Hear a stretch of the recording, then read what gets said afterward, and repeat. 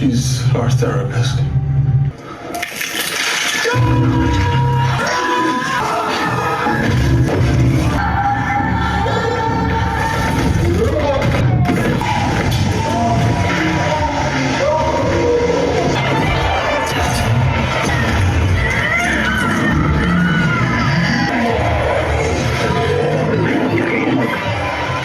The final monster is not hunting Clark. It is Clark. And the most disturbing part is that the Backrooms do not simply kill people. They remember them, copy them, and leave broken versions behind. By the time the last scene appears, even escaping may no longer mean you are free. The story begins in June 1990 with Naren Warne, a researcher trapped inside a place called the Backrooms. It is an endless maze of yellow rooms, fluorescent lights, long corridors, and furniture that looks almost normal but never completely right. Naren is separated from his team. Something is following him, and his final recording becomes the first warning that this place is alive in a way nobody understands. Naren tries to contact Async as his voice becomes more desperate. Then something impossible appears. A seagull inside a sealed dimension with no sky. For 1 second it feels like hope, but the bird is not showing him the way out. It is showing us that the Backrooms can pull pieces of reality inside. A huge entity chases Naren into a dead end. It attacks, and the footage cuts. Async scientists later watch the recording, proving they already know this dimension exists. But they do not close it. They keep studying it, and that decision will destroy more lives. The story then introduces Mary, a therapist carrying trauma from her childhood. She remembers pressing her hand into wet concrete with her mother. Years later, Mary watches that same childhood home being demolished and saves a broken piece containing the handprint. This object looks small, but it becomes one of the movie's most important symbols. It is a piece of the past Mary refuses to release, and later it becomes the weapon that keeps her alive. Mary's patient is Clark, a failed architect, alcoholic, and owner of a struggling furniture store. His marriage has collapsed, and he believes life has treated him unfairly. Mary tells him people repeat emotional paths that once made them feel safe. Clark says hurting people is simply how he is wired, as if his behavior is permanent and not his responsibility. Mary asks him to recreate the night Barbara left. At first, it is only role play. Then Clark becomes angry, cruel, and defensive. He blames Barbara, her studies, his failed career, and everyone around him. This scene reveals the real conflict before the horror even begins. Clark is trapped long before he enters the Backrooms. The maze already exists inside his mind. At the furniture store, Clark films a cheap commercial while dressed as a pirate mascot. A chair collapses under him, and his embarrassment quickly becomes rage. It feels like a funny scene, but the film is planting the face of its final monster. The Backrooms will later remember this costume and rebuild Clark through it. The store suffers strange power failures. An electrician finds wiring and switches that should not exist, connected to nothing. Clark is secretly living inside one of his showroom displays because his real life has fallen apart. One night, his television behaves strangely. The lights fail again, and a thin glowing line appears in the basement wall. Clark approaches it. The solid wall gives way, and he falls into the Backrooms. Inside, reality looks reconstructed from a bad description. Furniture is fused into floors, and familiar objects exist without understanding their purpose. Clark finds Naren's belongings, video equipment, tapes, and a display playing greetings in many languages. The message is connected to the Voyager Golden Record. That detail matters because the messages were created to introduce humanity to something unknown. But here, they repeat inside an empty maze, as if the Backrooms found a human greeting and copied it without understanding who it was meant for. Then a shadow moves. Something drags an object through the corridor.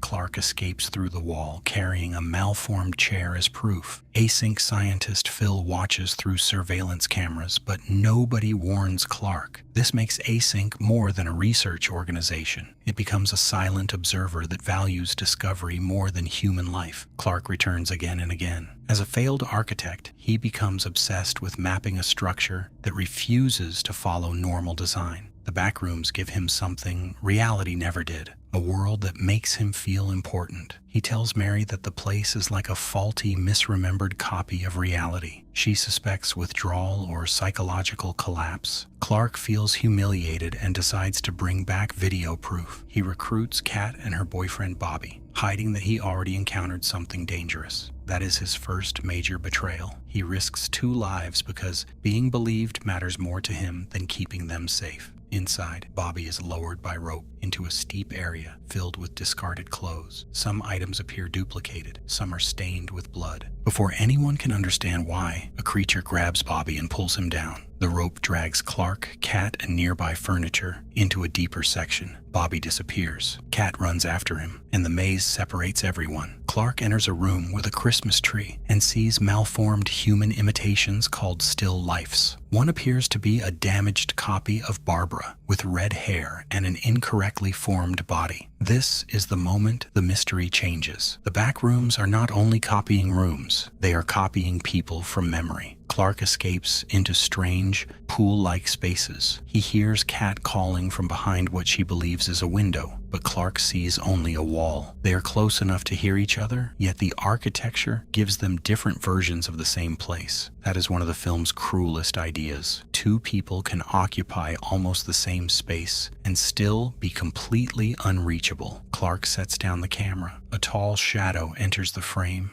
and picks it up. Kat screams for Clark to look behind him. Then the recording ends. Sometime later, Mary receives a message from Clark saying he has opened the window and will not return. The phrase comes from Mary's own therapeutic language about escaping mental barriers, but Clark twists it. For Mary, opening the window means changing. For Clark, it means escaping responsibility forever. Mary goes to the abandoned store and finds maps, drawings, and objects from the back rooms. A fly passes through the marked wall, proving the entrance is real. Mary enters. Clark appears calm for a moment, then he chokes her unconscious while claiming he is protecting her. Mary wakes, tied to a chair at a dinner table. Clark is living with several still lifes, pretending they are a family. He cuts one open to show that it is made from an edible white substance. Then he opens a refrigerator and reveals Kat's severed head. The movie never clearly confirms whether Clark killed Kat himself or whether the pirate creature did it. But one thing is certain, Clark has stopped treating human death as something real. He forces Mary to continue their therapy. He cuts the hair from the Barbara-like still life, places it on Mary, and demands that she play his wife again. Clark does not want healing. He wants validation. He wants Mary to enter his false world and tell him he was always the victim. Instead, Mary finally tells him the truth. Barbara did not leave only because Clark drank. She left because he refused responsibility, hurt people, and blamed everyone else for his failures. Clark admits he does not want to change. The back rooms give him a world shaped around his resentment, and then that resentment walks into the room. The smaller still lifes become terrified as a giant creature appears, a distorted copy of Clark, wearing the pirate costume from his commercial. Clark approaches it like a friend. He believes it understands him because it came from him, but the monster lifts Clark and bites into his neck, killing him. This is not a random death. Clark is consumed by the identity he created to avoid facing himself. The pirate was once a fake character used to sell furniture. Now it becomes the strongest and ugliest version of his ego. The creature chases Mary, and the back rooms begin changing around her. Clark's memories fade. Mary's childhood streets and home appear instead. This confirms the dimension is reading her now. It turns personal trauma into architecture. Her mother's fear of the outside world returns as sealed rooms, blocked path, and spaces with no safe exit. Mary reaches what looks like the furniture store, but it is another flawed copy. She breaks the creature's wooden leg with a store fixture, then strikes it using the concrete handprint from her childhood home. The meaning is clear. The past that kept Mary emotionally trapped becomes the thing she uses to fight back. And when the concrete breaks, it suggests she is finally breaking its control over her. Their struggle activates an async gas trap. Researchers in protective suits arrive, subdue the monster, and take Mary away. For a moment, it looks like a rescue. It is not. Mary has only moved from one controlled space into another. At the Async facility, Phil explains that the company once manufactured MRI machines. After discovering the back rooms, it built access points, cameras, and traps, While mapping a place it still does not understand. Phil asks Mary what she saw. She repeats Clark's description, a faulty, misremembered copy of reality. Then Mary asks the only question that matters.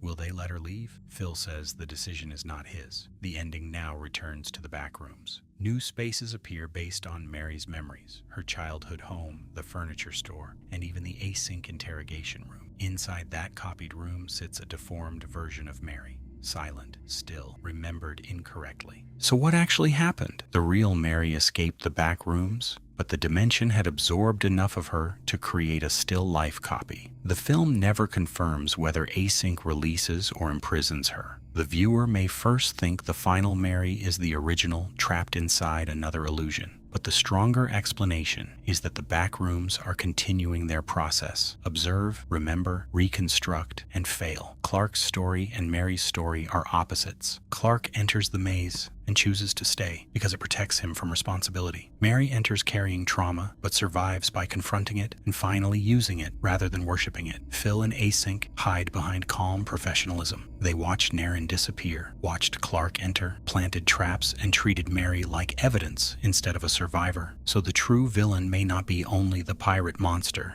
It may be Clark's refusal to change. It may be Async's obsession with control, or it may be the Backrooms itself, a place that turns human memory into prisons and leaves copies behind forever. The movie's hidden message is simple but disturbing. The paths we repeat can become rooms we cannot escape. Trauma, anger, and denial do not disappear when ignored. They reshape the world around us until we mistake the prison for home. Clark says he is wired this way. Mary proves that a person can still choose a different path. But the final copy of Mary gives us one last warning. Even when you move forward, the past may keep an imperfect version of you behind. So who was the true villain, Clark, Async, or the Backrooms itself? And do you believe the real Mary ever left that facility alive? Drop your theory in the comments, because the next breakdown will reveal another ending where the final scene changes everything you thought you understood.